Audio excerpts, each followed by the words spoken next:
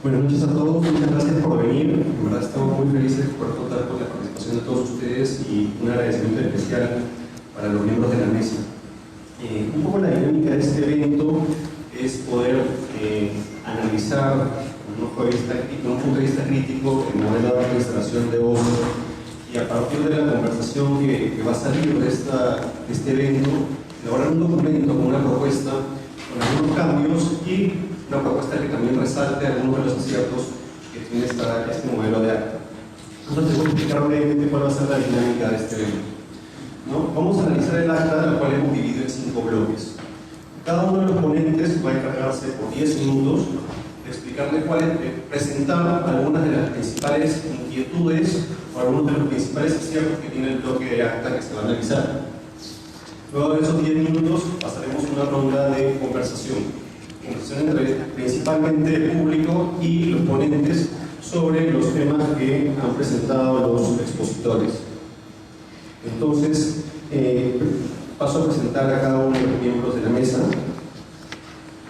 En primer lugar nos acompaña la doctora Gina Vargas Herrera, que es abogada por la Universidad San Martín de Porres, es magíster en mediación, negociación y resolución de conflictos por la Universidad Carlos III de Madrid y magíster en contratación pública por la Universidad Castilla de la Mancha.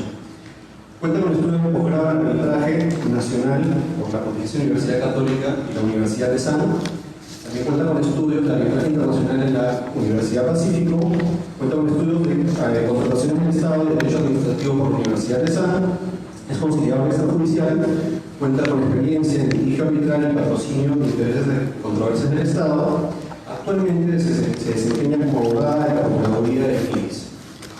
También contamos con la presencia de la doctora María Hilda Becerra Farfán, quien es magíster en Derecho por la Universidad Pontificia Universidad Católica de Perú. Es árbitro inscrita en los registros de árbitros del OCE, de la Cámara de Comercio de Lima, del Centro de Resolución de Conflictos de la Pontificia Universidad Católica del Perú y del Centro de Arbitraje de Micham. Ha sido vocal y presidenta del Tribunal de Contrataciones del Estado. Tiene más de 10 años de experiencia en arbitrajes derivados de contratos privados, contratos de concesión, contratos de estabilidad jurídica y contratos de obra, tanto pública como privada. Es docente de arbitraje en la Universidad San Martín de Porres y en programas de especialización a nivel de posgrado en Derecho Administrativo, Contratación Pública, arbitraje en distintas universidades. También contamos con la presencia de la doctora Fabiola Paulet Monteagudo, quien cuenta con un MBA con mención en Finanzas y Derecho Corporativo por la Universidad de San. Se especializa en contratación pública, derecho administrativo y otros. Es medalla de ámbito de derecho, una condecoración por el Colegio de Abogados de Lima. Ha creado el récord arbitral en 2012, que es una herramienta virtual que brinda información para elegir árbitros y que ha sido reconocida por la ONU. Es presidenta de la Corte de Arbitraje de la Cámara de Comercio de Huancayo y ejerce la función arbitral en contratación pública y en materia comercial.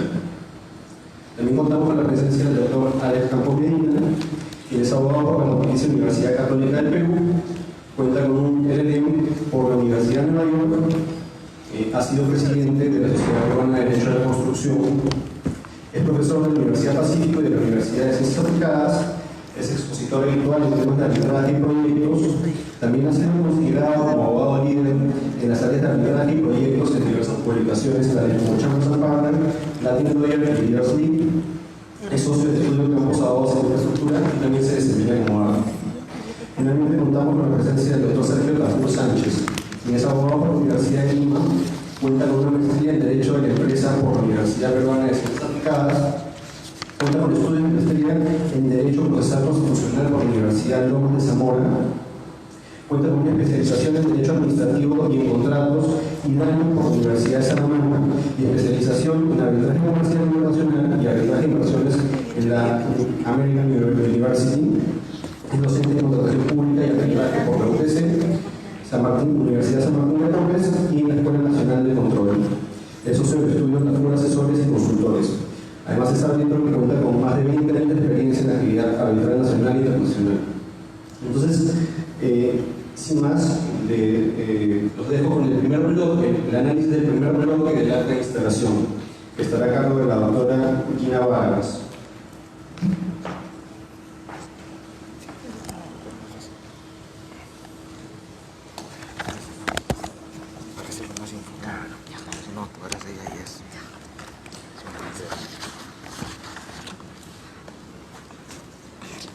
Buenas noches. ¿Está? Sí. No. Ahí está. Hola, sí. Buenas noches con todos. En primer lugar, agradecer la gentil invitación que han tenido con todos nosotros y sobre todo por la dinámica tan creativa que se va a generar como consecuencia del conversatorio entre todos nosotros, ¿no? Que es un poco la idea.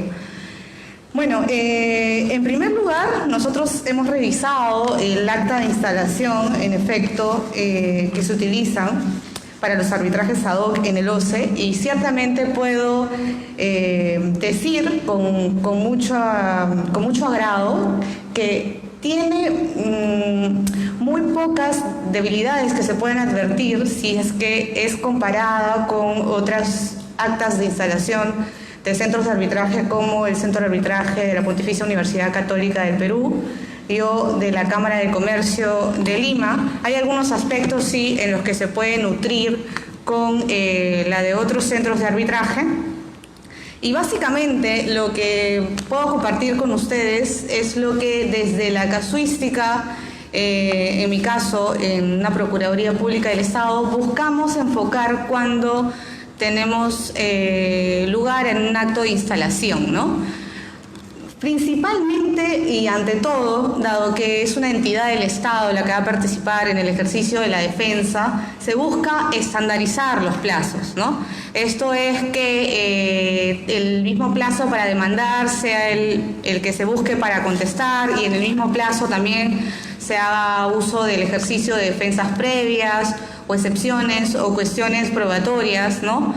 Porque en el caso de las entidades públicas, a diferencia de una empresa privada, se requiere pues la intervención de diversas áreas al interior de la entidad. Muchas de ellas no están en la sede central, en Lima, entonces hay que recurrir a las sedes en provincia para que ubiquen determinada documentación. Si a ello le sumamos el que a veces las controversias pueden estar vinculadas con actos de eventual, en algunos supuestos, ocultamiento de información que luego se determina que aparecen en algunos documentos que incluso son presentados por los contratistas, más allá de que se toman acciones por parte de la Procuraduría. Entonces sí que se busca ampliar los plazos en la medida que sea posible, ¿no? Tanto para el contratista como para la entidad. Afortunadamente puedo decir que en este ejercicio de negociación con las empresas privadas generalmente suelen pactar que se amplíen los plazos, no hay ningún problema en ese sentido. Lo mismo ocurre con los plazos para la reconsideración de objeción. Buscamos que en ambos casos sea el mismo plazo, no que en un caso sea 3, en el caso de la reconsideración y en el caso de la objeción sean 5, ¿no? Buscamos que también sean los mismos porque ante la diversa cantidad de carga es mejor que se tenga mapeado en ese sentido por el mismo plazo ambos recursos, ¿no? Entonces, estas son, digamos, algunas cuestiones generales que buscamos aterrizar en el ejercicio de la negociación en un acto de instalación, ¿no? Bueno, no es el tema específico vinculado al arbitraje que se regula por el acta de instalación del OCE, pero tenemos otros arbitrajes, por ejemplo, que igualmente están o se financian con fondos públicos que se regulan por esos convenios en el programa Jaliwarma, ¿no? Aquí otro aspecto que además vemos de los que le he comentado es el tema de la recusación, ¿no? La recusación buscamos que no sea simple y llanamente lo que establece la ley de arbitraje, que es que el propio tribunal sea quien resuelva la recusación.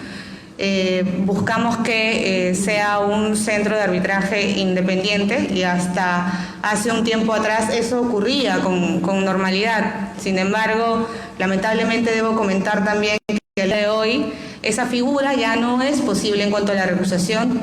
Se ha pactado eso para que sea, por ejemplo, el centro de arbitraje de la Pontificia Universidad Católica que resuelva las recusaciones. Sin embargo, han rechazado, ¿no?, dicha resolución, puesto que no es un arbitraje administrado por ellos, ¿no? Entonces, sí tenemos una limitación en ese sentido, que lamentablemente pues no está regulada o no nos permite, ni siquiera si lo hiciéramos en el convenio arbitral, ¿no?, aunque pusiéramos en el convenio arbitral que lo va a resolver el Centro de Arbitraje de la Católica. Entonces allí la única forma de atacar ello es cubriendo un adecuado tribunal arbitral para que no haya necesidad de interponer recusaciones de ser el caso, ¿no?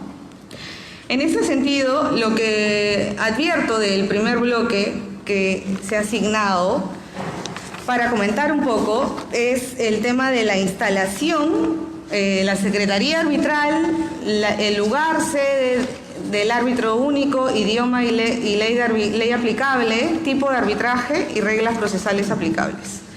En la instalación del árbitro único, que es el modelo que se nos ha asignado, bueno, la instalación como tal es concebida o debe ser entendida como un acto o actuación sumamente importante, ¿no? Porque en efecto es el momento en el cual las partes vamos a regular las reglas que finalmente van a regir ese proceso, ¿no? Aquí puedo hacer de repente un paralelo con lo que ocurre actualmente con la omisión que se está haciendo del acto de instalar, ¿no? Ahora ya simplemente en algunas instituciones arbitrales no se da esa posibilidad y sinceramente limita mucho el espacio para poder negociar con la contraparte, ¿no? Te mandan un correo y te dicen estas son las reglas o referencia al reglamento y ponen a todas las partes, ¿no? Generalmente nosotros contestamos ese correo y decimos proponemos A, B, C, D, ¿no?, y demás. Pasan los 5 días y la otra parte no dice nada. Suele ocurrir generalmente que no diga nada. Y se limita esa posibilidad de negociar que si estuviéramos aquí de manera directa y personal sí tendríamos, ¿no?, mayor forma de persuasión, de explicar, ¿no?, por qué razón necesitamos esa posibilidad de ampliar plazos. Entonces, si no se llega a un acuerdo, como en efecto ocurre, porque la otra parte no dice nada, luego de remitido el correo, quedan las reglas tal cual se pactaron en ese reglamento, ¿no?, que pueden ser en algunos casos muy cortos. Si es que vemos, por ejemplo, la materia especializada en el caso de obras, ¿no? Entonces, ese es un llamado de atención general. Entonces, regresando al tema específico de la instalación, esta instalación surge básicamente como una dotación de información, ¿no?, que busca reflejar aquello que contiene o va a contener el proceso arbitral como reglas, ¿no? Y por tal sentido es en este acto donde se tiene que consignar, si es el caso de un árbitro único, que encuentre con todas las especializaciones de derecho administrativo, arbitraje y contrataciones del Estado, lo cual acertadamente ha recogido el acta del OCE, así como que cuente con inscripción vigente en el Registro Nacional del OCE. Ahí en ese aspecto, vinculado a la instalación, no tengo alguna observación en concreto. Se hace también referencia a la incompatibilidad o que pueda tener el árbitro para aceptar el encargo y que se deja constancia que al momento de instalarse pues no conoce de alguna causal que motive una recusación, ¿no?, al momento de instalarse, que es una acotación correcta que también ha regulado el acta de instalación del OCE, ¿no? Lo único que sí veo de repente que no debería colocarse a lo mejor es el tema vinculado en el tema de la Secretaría Arbitral. Se pone de conformidad con lo dispuesto por el árbitro único y por acuerdo de las partes, se designa como secretario del presente proceso arbitral a fulano de tal, ¿no? Técnicamente no es que haya un acuerdo por las partes en razón de la designación que pueda hacer el tribunal o el árbitro único del secretario, ¿no?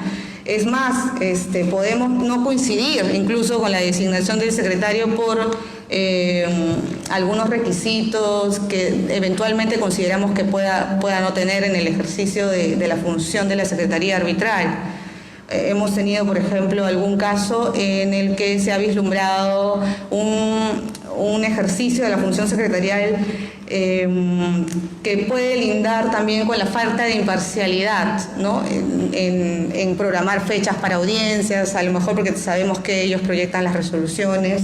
¿no? O, por ejemplo, habiendo advertido que ese secretario arbitral es constantemente secretario arbitral de alguno de los árbitros del tribunal arbitral, ¿no? Y se advierte de manera casual, por ejemplo, en una audiencia donde se ven los files que tiene ese secretario, ¿no? Y se advierte ahí que tiene como 5 procesos donde uno de los árbitros o abogado de la otra parte lo ha estado constantemente designando como secretario, ¿no? Entonces, puede que no exista un acuerdo de las partes en el sentido de la designación de ese secretario. Entonces, pienso que no sería necesario el que se coloque esa precisión de que tiene que haber un acuerdo de las partes sobre la designación del secretario. Tan es así que la práctica puede permitir el que se solicite el apartamiento de ese secretario por razones objetivas, ¿no?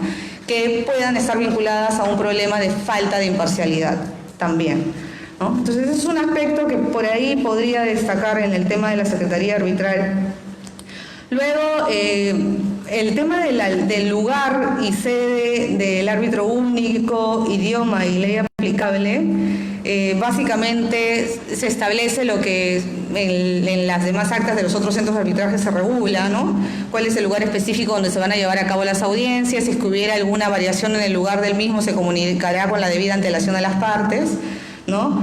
Se hace referencia también al idioma aplicable al proceso arbitral, que en este caso es el castellano. Lo único que sí no advierto del acta de instalación del OCE, que sí lo veo en el acta que se expedía en su época por la Pontificia Universidad Católica, es el tema de los documentos que estén en idioma extranjero, ¿no? Que no se regula específicamente en el acta de instalación, y que básicamente, por hacer un comparativo, la Católica sí te dice los documentos que estén en idioma extranjero serán presentados en una traducción no oficial.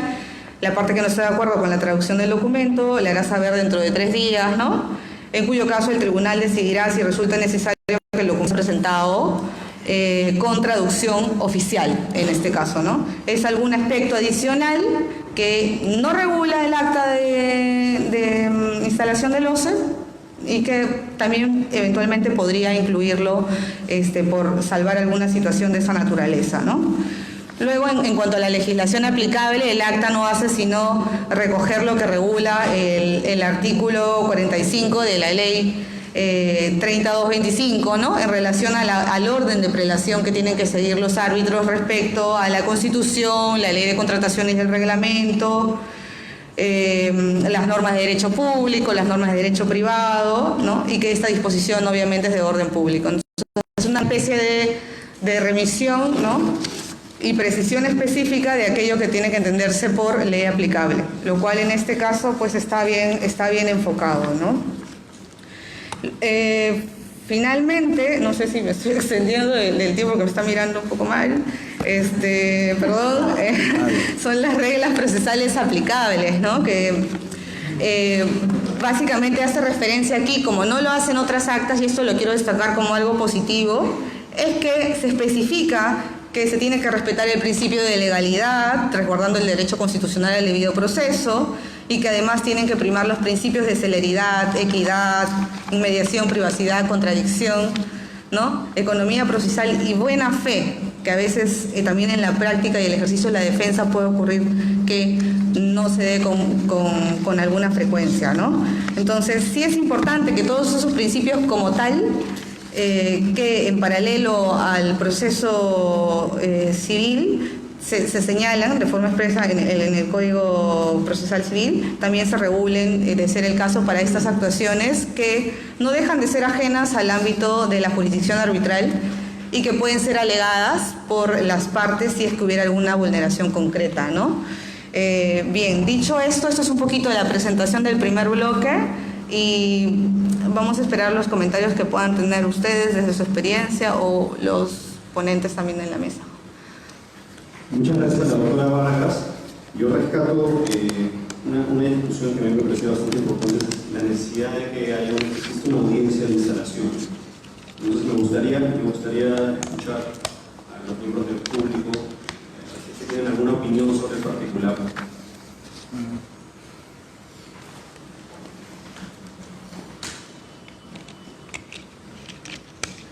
Bueno, muchas gracias, Nina, por la exposición. Me parece que ha sido puntual respecto a este tema que Carlos, sobre la necesidad de hacer una audiencia de instalación, porque en ella se pactan las reglas que está siendo suplida, la práctica está superando esto y porque se está utilizando mucho correo electrónico y este tipo de... Yo creo que estuve en una audiencia, instalamos y era la misma acta de toda la vida en el glosario.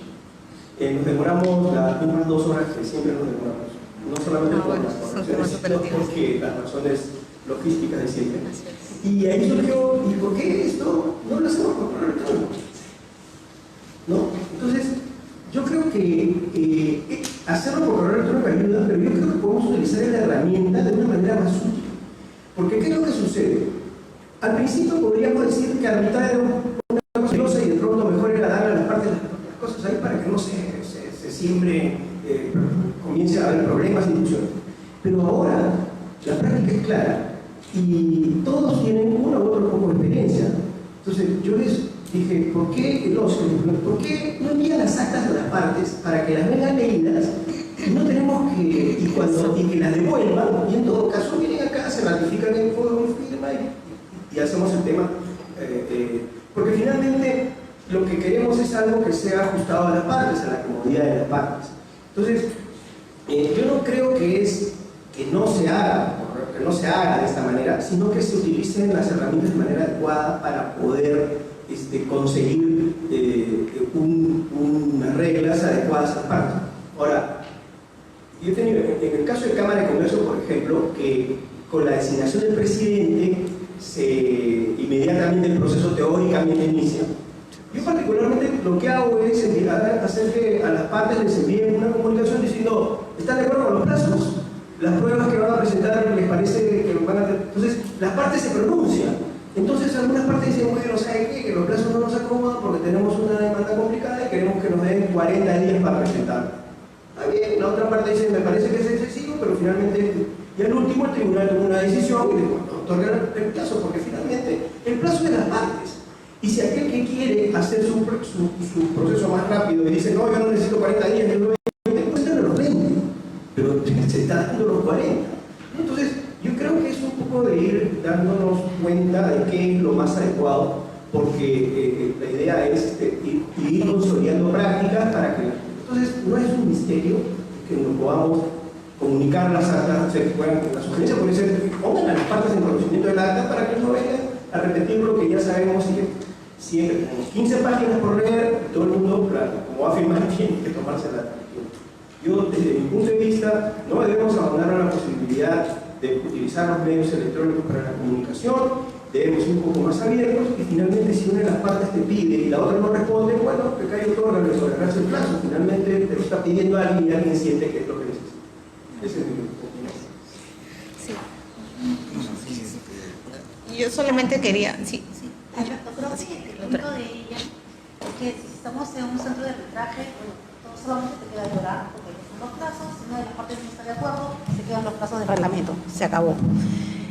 La preocupación de Gina Vargas, y creo que esa es que en el arbitraje ad hoc no tiene la posibilidad de negociar, ¿no? Porque obviamente se está modernizando este tema y comunicando esto a través de correos electrónicos. Entonces ella dice, no quiero 10, quiero 20, soy una entidad del Estado, es la realidad. Para los que arbitramos eso son bastante burocráticos las entidades del Estado. Y la otra parte guarda silencio prudente. Y entonces Pero que los árbitros, o sea, cuando las partes no se ponen de acuerdo, los árbitros resuelven. Y si una parte sabemos que es la entidad del Estado, siempre va a ser, en persona va a ser así. La entidad te pide 20 días y la parte de la otra pide, bueno, pero 15. Bueno, el último termina decidiendo, sí, pues 20, porque efectivamente sabemos cuál es la realidad que enfrentan las entidades. Ese es un tema por ahí. Pero finalmente los árbitros van a con 10 días. Si me permiten un punto, tengo yo la experiencia de que normalmente, efectivamente, cuando hay la audiencia de instalación hay una gran preocupación de las partes Esto es una preocupación legítima de las entidades contar con los plazos, pero sí, contrastándolo con la realidad, el impacto de esos 10, 20, 30, 40 días en la duración total, voy a decir, utilizar la frase anual o anuales, ¿no es cierto? La verdad es una compensación bastante poco significativa, ¿no es cierto? O sea, porque en realidad esto es importante, el 10, el 20, pero yo creo que la más parte quieren un plazo célere. Y esos plazos no dependen realmente de cuántos días hay otras razones, otros impactos. Entonces, de repente, como idea, así como se está proponiendo hacer un cronograma de audiencias, uno debería hacer un cronograma del arbitraje. ¿Ok? ¿Por qué? Porque si yo tengo más o menos unos plazos, tengo una predictibilidad, la verdad, lo digo, a mí me toca normalmente ser abogado de la parte privada, la verdad que el Estado se tome 10, 20, 30 días para hacer su demanda o contestación, la verdad no tiene efecto, no tiene impacto. Más estamos preocupados, ¿no es cierto? Plazo para, ¿no es cierto? Plazo para comentar la pericia, ¿no? Yo quiero 90 días hábiles. O sea, esos plazos suelen tener más impacto. Si yo concentraría, pero entiendo perfectamente la posición de Gina, en el sentido de, y además entiendo también de que cuando uno trabaja para el Estado y hay una procuraduría, a uno le llega el caso, uno no es, ¿no es cierto?, como nos toca, ¿no es cierto?, a los abogados de privados, ¿no es cierto?, que tenemos el caso con más anticipación, porque eso es parte de todo. O sea, el área usuaria, que es tu cliente, ¿no es cierto?, te pasa la información, ¿no es cierto?, con cuentagotas, y además no se puede sentar contigo a contártelo, pero tiene que pasar en un oficio, ¿no es cierto? Entonces, sí entiendo el punto, pero sí, para intentar llegar a un punto medio, por lo menos mi percepción, de que si dentro del acta de instalación hubiera un cronograma, la regulación de cuántos días más o menos es para demandar o contestar sería francamente un tema bastante menor.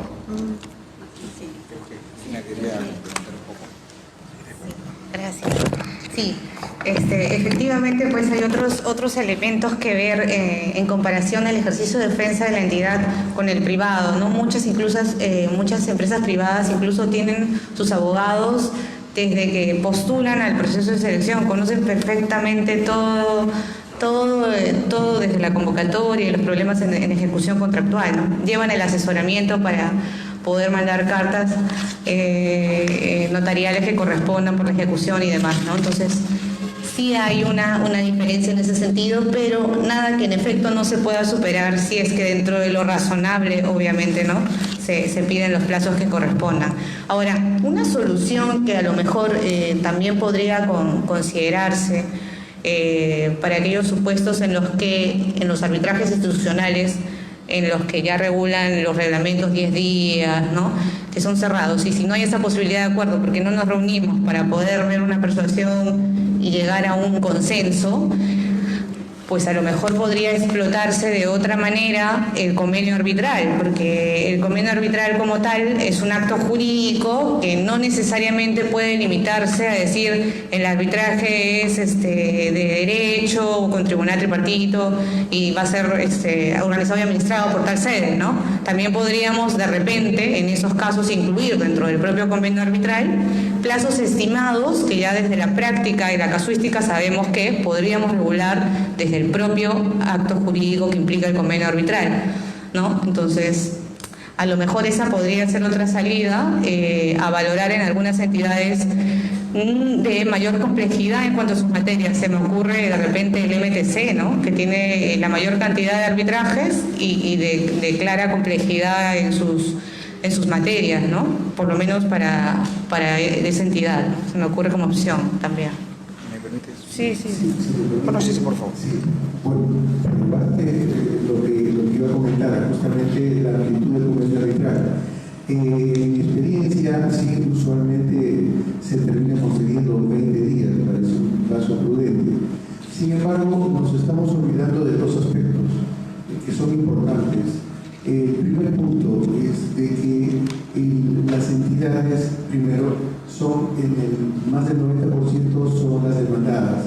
Entonces, en muchos casos se utiliza la posición de demandada para empezar a utilizar la estrategia de ir dilatando el proceso, ¿no? Lo que comentaba de llegar a pedir plazos exageradamente largos, ya con esa previsión estratégica. Segundo punto, de que no nos olvidemos de que desde que se hace la solicitud, estamos hablando de arbitraje estado, desde que se llega la solicitud de arbitraje, entonces ya es responsabilidad, entiendo yo, de la propia entidad ir alimentando la información a la Procuraduría para que vaya a ir preparando la defensa. Pero creo, y estoy casi convencido de ello, que le llega la demanda a la Procuraduría y es como que recién aparece el muerto, como si fuese un tema de procesal civil. Pero en la realidad, en contrataciones no es así. Ya se van dando los pasos, ya se va previendo que en ese caso va a llegar a un arbitraje. Es decir, las entidades tienen también, así como los privados, tienen la oportunidad de ir preparando sus armas. Las entidades también tienen lo mismo. Ahora, ya es, creo yo, política o gestión de que no lo vayan haciendo así. Entonces, los plazos no tienen que ser tampoco exageradamente largos. Hay que considerar todas esas variables. ¿Me permites un minuto? Bueno, buenas noches. Antes que nada, me presento, Sergio Tafur. Bueno, con varios de ustedes nos conocemos de varios años. Y si estamos sentados acá es circunstancialmente porque cualquiera de ustedes puede estar presente acá y la dinámica de esta mesa o de esta reunión es una conversación. Entonces, cualquiera podemos intercambiar ideas. Miren, les doy algunas impresiones. La primera impresión general que tengo es que, y reflexión que me lleva a esto, es que, a ver, estamos hablando de reglas arbitrales, ¿correcto? Porque son las reglas del procedimiento arbitral que se van a seguir.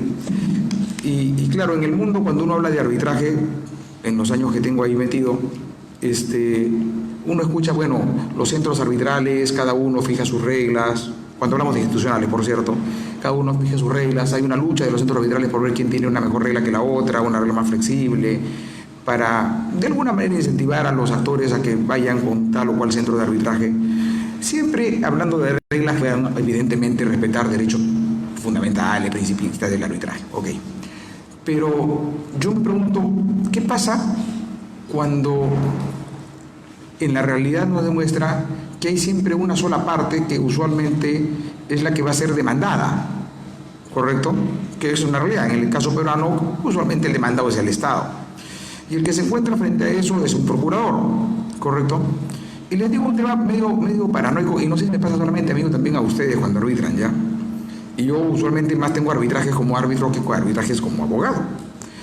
Pero arbitrajes como árbitro, digo, a veces me pierdo en las reglas que tengo. Porque ya no me acuerdo de cómo se regula mi proceso. Cada vez que me llega un escrito, a veces físico, a veces electrónico, ¿correcto? Tengo que estar viendo, a ver, tráiganme el expediente, para ver si son 5 días, 4 días, 3 días. Bueno, y estoy hablando de mí como árbitro, ¿ah? Ya no quiero pensar en la cabeza del procurador, que ese señor no tiene, 20 casos que puede tener. Tiene, cuando los escucho los amigos del Minero, los amigos de Provías, no sé cómo estará llena con una carga en la Procuraduría ahí, pero tienen de 50 para arriba. Entonces cada vez que le llega un escrito tienen que estar pensando, ¿y acá la regla cómo es? Y claro, y se les suelen pasar cosas. Entonces, en esta vorágine de estar creando reglas, cada una más especial que la otra, terminamos metidos en que el actor principal, que es el Estado, dice, ¿sabes qué, pucha? Si yo subiese este tema con mi código procesal, claro, más formal, más riguroso, no puedo cambiar una coma, pero ya sé cómo es.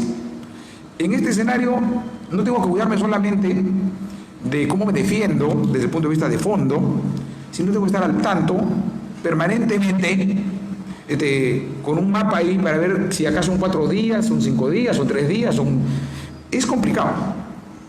Y mi reflexión ahí es si en realidad deberíamos tal vez repensar si para el Estado hoy que si continuamos, y digo si continuamos, porque ya no sé a estas alturas si vamos a continuar con el arbitraje en contratación pública o no, correcto, pero si continuamos debemos seguir pensando en que se fijen reglas, primero, un sinnúmero de reglas, cada cual más creativa, porque tiene reglas de instituciones que son distintas en Lima, tiene cada una de las que conocemos tiene reglas diferentes. Eso descartándose que a las partes no se les ocurrió cambiar algunas de las reglas que están dentro de esas reglas de la institución, porque podrían en su legítimo derecho, más los ad hoc, que también tienen, digamos, este esquema en contratación pública, pero que también le pueden poner 40 variaciones. Y de hecho no envidio la labor que tiene DINA cuando tiene que hacer ya no el tema de defensa de fondos, sino el tema procedimental en el tema. Esa es la primera reflexión que tendría. Ahora, lo otro es, hablando un poquito de esta acta, ¿no? En los temas que tú has tocado. En los temas que has tocado, que es básicamente el tema de instalación, plazo, lugar o domicilio del arbitraje, advierto algunas cosas y que sí, pues, o sea, que en realidad están desfasadas con lo que el día de hoy está pasando. O sea, no veo en esta acta, por ejemplo, temas de notificaciones electrónicas, ¿correcto? Cuando ya todo el mundo estamos recibiendo notificaciones electrónicas en los arbitrajes institucionales. Por ejemplo, veo que seguimos hablando de la instalación física presencial, pero de verdad hasta el día de hoy no entiendo cuál es el sentido de obligar a que la instalación sea presencial. Veo problemas en tema de notificaciones, y les digo porque me pasa. Municipalidad, voy a dar un ejemplo, Yauli, mando la notificación de la demanda. Comprenderán que el secretario no va a viajar hasta la municipalidad de Yauli, y en principio no, ¿qué hace? Manda por Olva, ¿cierto? No sé si eso es lo mismo que hacen ustedes. Y Olva no lo deja debajo de la puerta, como dice el acta. Si no se lo reciben, lo devuelve. El otro día me volvieron un tema porque decían, bueno, la demanda no está foliada. Eso me pasó en un caso. Y yo digo, bueno, ¿y en dónde está en la regla del proceso que aceptó la parte cuando se instaló que se exigía que la demanda venga foliada con todos sus anexos, cual si fuese esquema judicial, ¿correcto? ¿Y qué hago de nuevo para decirle a los señores que tienen que recibirla? Me pregunto. Porque mi acta no dice. ¿Ya? Tampoco pretendo que lo diga, pero digo, esas son realidades, ¿no? O el otro día me lo devuelven de la municipalidad del gobierno regional de Ica, una notificación. En Mese Partes, el señor de Mese Partes dice que no la recibe porque tengo que mandarlo a la Dirección Regional de Educación. Bueno, el de Olva, que fue a dejarla, simple y sencillamente, me la va a traer. No la recibió porque dice, y acá me pone, pero y el caso no, ni siquiera tiene que ver con educación, no, o sea, se le ocurrió al de Mese Partes decir educación, vayan. ¿Cómo sales de ese esquema acá con un acta así, que te dice que los arbitrajes ad hoc tienes que, cuando se niegan, dejar certificado, entregarlo bajo puerta, el tramitador de este tema, no lo va a hacer? Entonces vas a tener que mandar, y ahí vengo al tema, ¿no sería mejor tal vez un tema electrónico?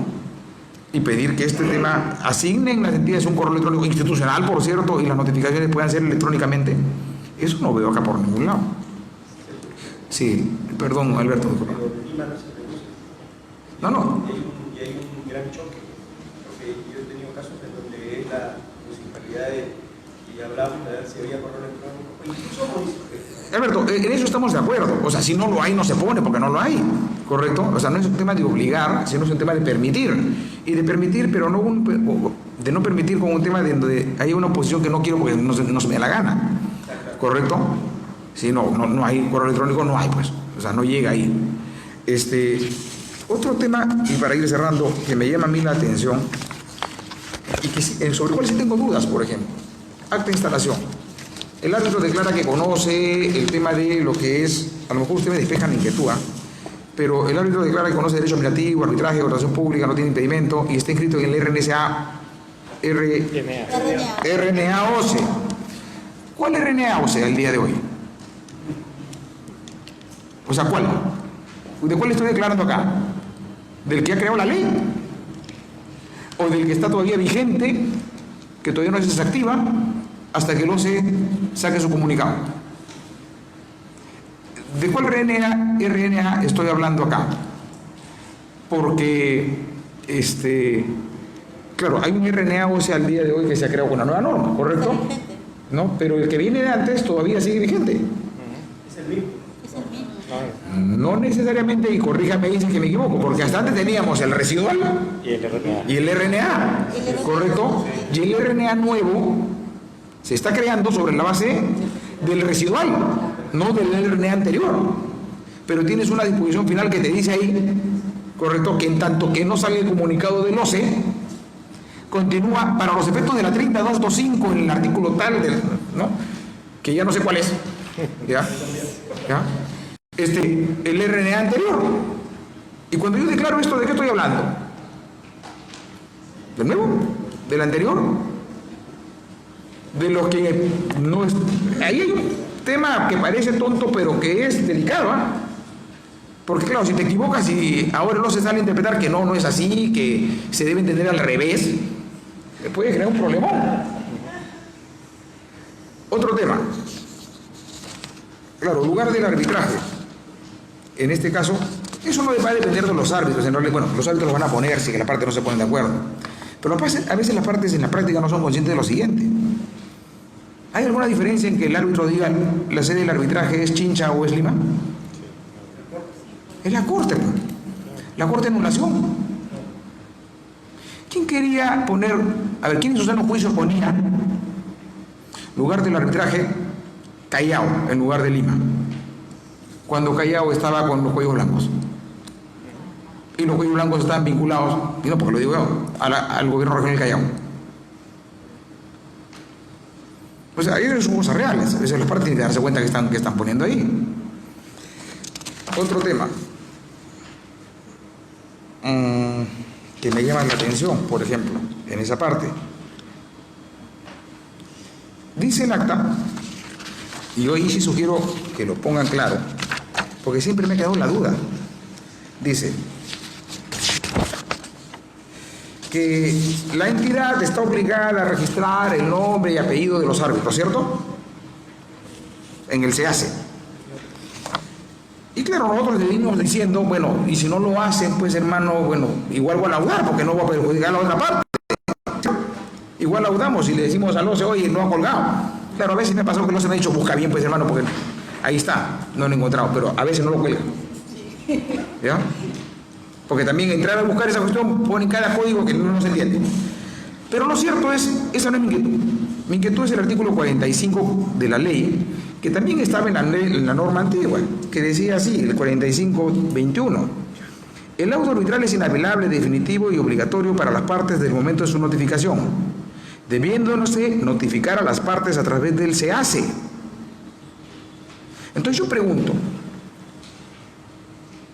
si es que emito mi laudo y lo notifico formalmente, o sea, físicamente,